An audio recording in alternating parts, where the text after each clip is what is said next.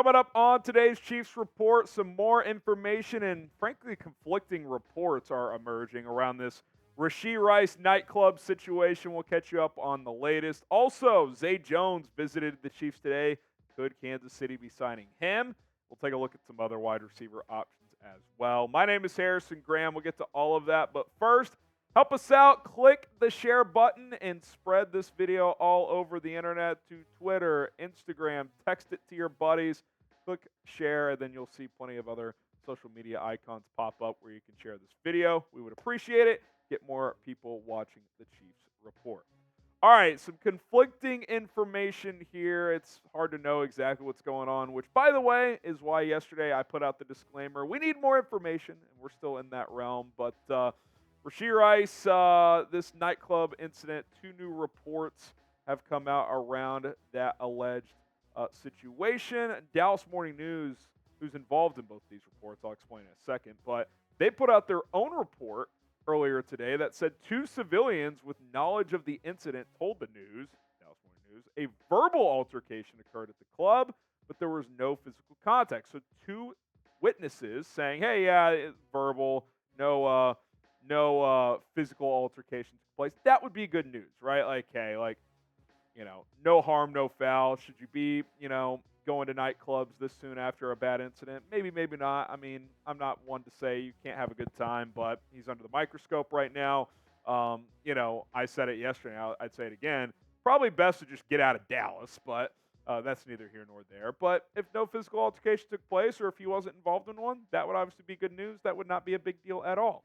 But then the Dallas Morning News obtained a report as well. This is not their report. This is a report they obtained called an offense report. And this is what the snippet from the news said about that report. The report obtained by the news through a public record request said a, quote, suspect assaulted a photographer after luring him back to a downtown Dallas nightclub under the premise that he was being hired to take pictures, which is like, okay. The photographer found the suspect, who told him to look at Instagram messages on his phone, according to the report. The report does not detail what the messages said. As the photographer looked at the suspect's phone, the suspect punched him on the left side of his face, the report said.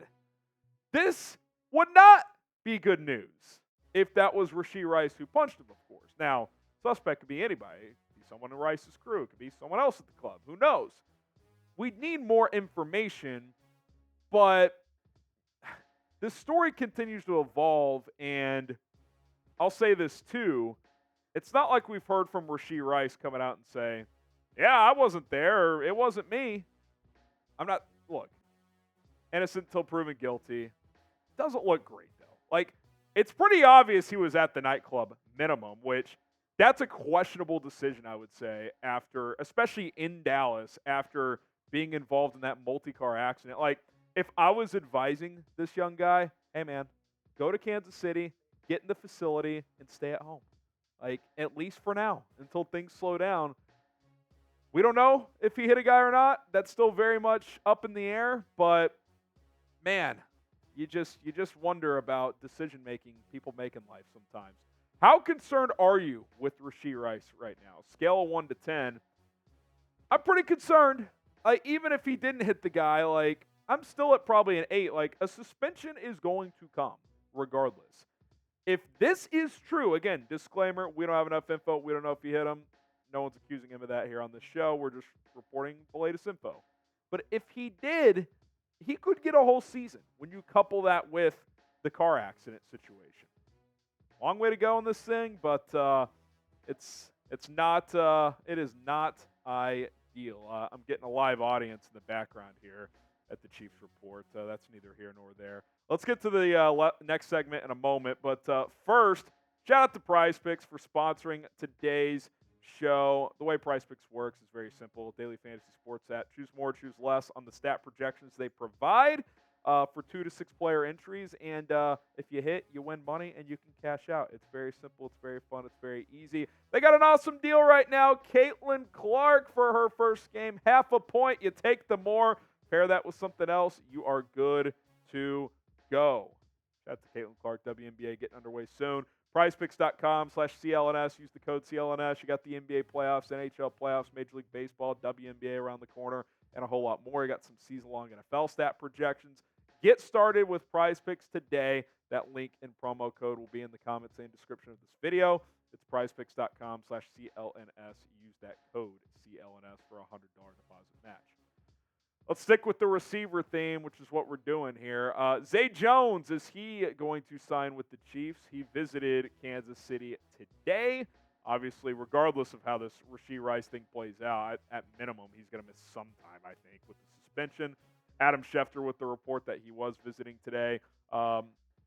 Also, he's visited the Titans, Cardinals, and Cowboys. So, in the year of our Lord, 2024, Zay Jones is getting a free agency tour somehow. But he certainly is, at least a decent player, right? 2 years ago, over 800 yards and 5 touchdowns. I mean, he can play in this league. And, you look at what the Chiefs have. Let's say Rashee Rice is out of the picture, at least short term.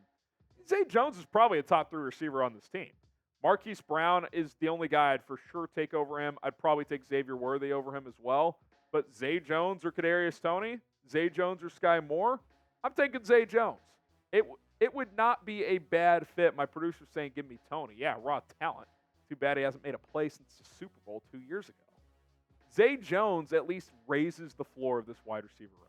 I mean, I think he could give you 300 to 500 yards, 20 to 40 catches, something like that, and at least be a decent role player. He wouldn't cost a ton. Now, I guess it sounds like he has a few options. Dallas certainly is intriguing as they need help after CeeDee Lamb, but it certainly would not be a bad fit for Kansas City. Should the Chiefs sign Zay Jones? S for sign or P for pass? I think they need to sign somebody because they're going to be without Rashee Rice for at least some time. So I'll type my S for sign. If you don't want Zay Jones, here are some other options. You got Michael Thomas, who's still out there, who's intriguing. I wouldn't close the book on Marquez Valdes-Scantling. I mean, he was clearly overpaid, which is why they cut him, but he knows the offense. He's been a big-time player in the playoffs. You could do worse. Mecole Hardman knows the offense, different type of player, but he knows, what the Chiefs are trying to do. Corey Davis came out of retirement this year. He's an interesting player.